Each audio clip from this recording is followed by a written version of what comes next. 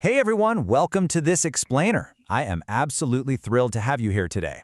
Look, if you're tuning in, chances are you or someone you really love is navigating the incredibly frustrating and, let's be honest, often totally exhausting world of chronic pain.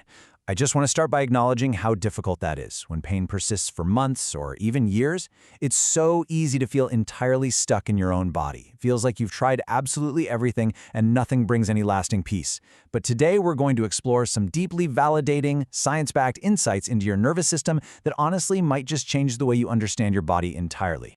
Okay, let's dive into this. Why does chronic pain persist even after you've done all the quote-unquote right things? You know the drill. You've rested, you've taken the medications, you've tried the standard therapies. And maybe you get a few days of relief. But then, like clockwork, the stiffness and the aching come roaring right back. It is so incredibly frustrating to feel like you're just managing symptoms over and over, rather than actually healing. Well, today we're going to look at the missing link in that cycle. So here is our roadmap for the journey today. First, we'll look at the chronic pain trap. Second, sensory motor amnesia explained. Third, why stretching can backfire. Fourth, the somatic solution. And finally, fifth, some really practical steps to healing. All right, let's kick things off with Section 1, the chronic pain trap, and specifically, what happens when passive methods fall short. First off, we have to validate the reality of chronic pain, because it literally shrinks your life. It dictates how you sleep, how you move, how you plan your entire day, and fundamentally, it completely alters how safe you feel inside your own skin. To put it in perspective, neck pain alone is the fourth largest cause of disability worldwide. 2 out of 3 of us are going to suffer from it at some point. But here's the thing. While our natural tendency is to assume pain means a serious injury or disease, research actually indicates that chronic neck pain is very often caused by our own everyday postural and movement habits. The way we're just going about our daily lives is actually setting the trap. And this brings us to a crucial reality we just have to face. Muscles have absolutely no memory of their own. They are completely controlled by the nervous system. We hear the term muscle memory all the time, right? But the tissue itself isn't what remembers. It's your brain. Your brain is what is actually keeping the body locked in this chronic state of tension.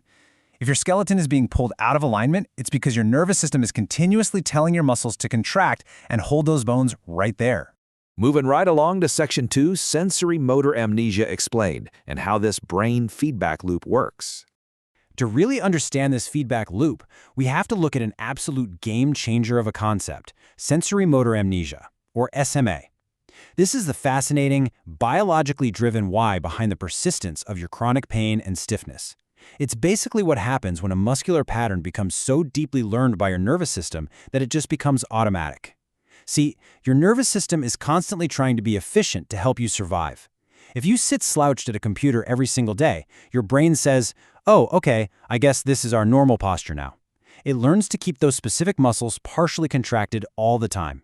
And over time, your brain actually loses the sensation and voluntary control of those muscles.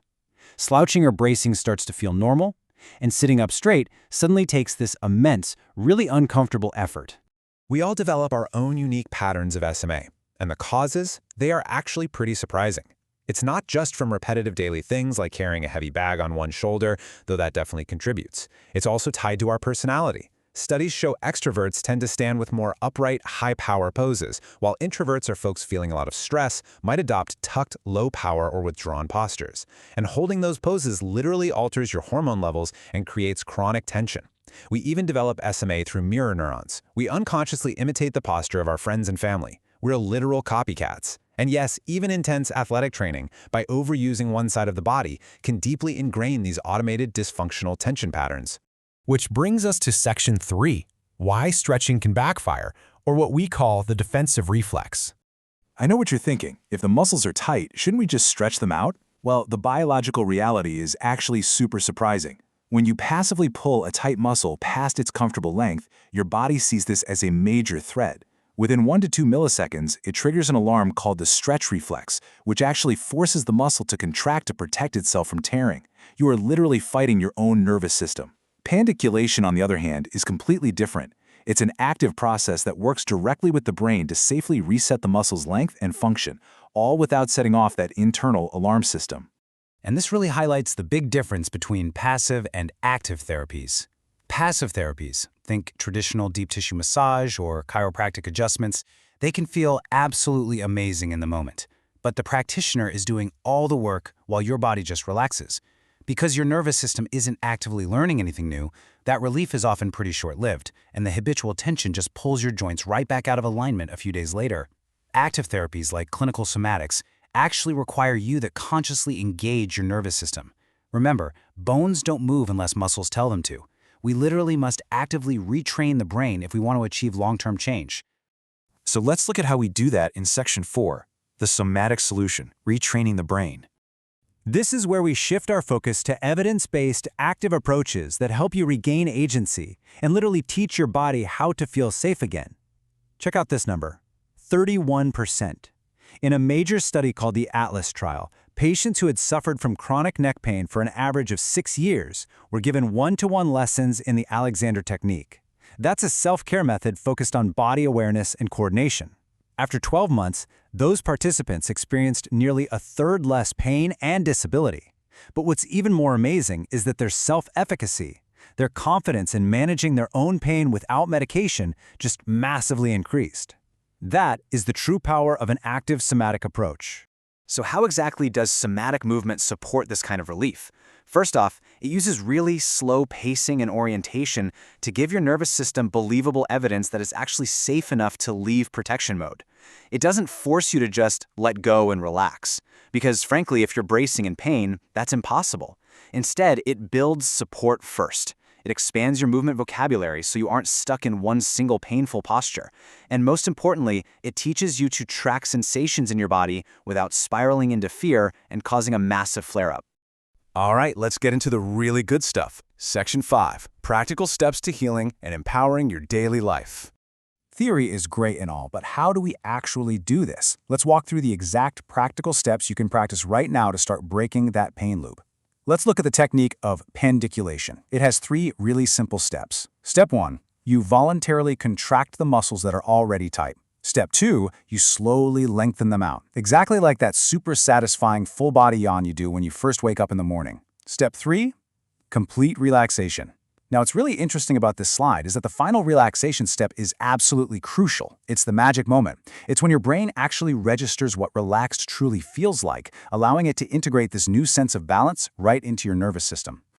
But what happens when the pain flares up out of nowhere? We use something called somatic tracking. The goal here isn't to force the pain to disappear immediately. Trying to do that just creates more pressure. Instead, you find a quiet moment, you notice the pain with curiosity instead of fear. You consciously tell yourself out loud, this is uncomfortable but not harmful. Then, you actively induce a positive emotion. Maybe pet your dog or wrap yourself up in a really soft blanket. By shifting from panic to curiosity, you cut off the fuel for the pain, which is fear. You're literally teaching your brain that the alarm bells just don't need to be ringing right now. Let's look at an actual micro movement you can do for a notoriously tight psoas, or hip flexor. You just lie on your back with your knees bent and feet flat on the floor, and arch your back just slightly. Now, bring all your attention to your left foot. Imagine it's stuck in deep, thick mud, and you are trying to pull it out. But here's the catch. Don't actually lift it off the floor. Just initiate the effort. You'll feel the tension naturally increase in your lower back. Then, incredibly slowly, relax the effort, let your back flatten down, and completely rest. This is a perfect example of how less is more. This tiny, super safe engagement talks directly to your brain, creating a profound sense of release and balance without any kind of aggressive stretching. You know, if you're already doing physical therapy, that is fantastic. Keep doing it. As the saying goes, PT builds the map, somatic work helps you live it. Physical therapy is absolutely incredible for restoring function, rebuilding strength, and creating a solid plan. But somatic work is what bridges the gap between your clinic sessions and your actual, messy, real life.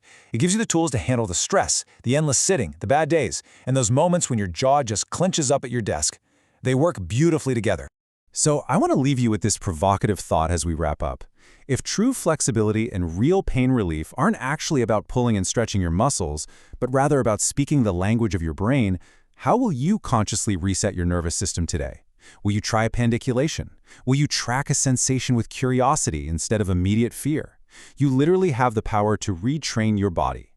Thank you so much for joining me for this explainer, and I really hope you feel totally empowered to start exploring active, mindful healing today. You've got this.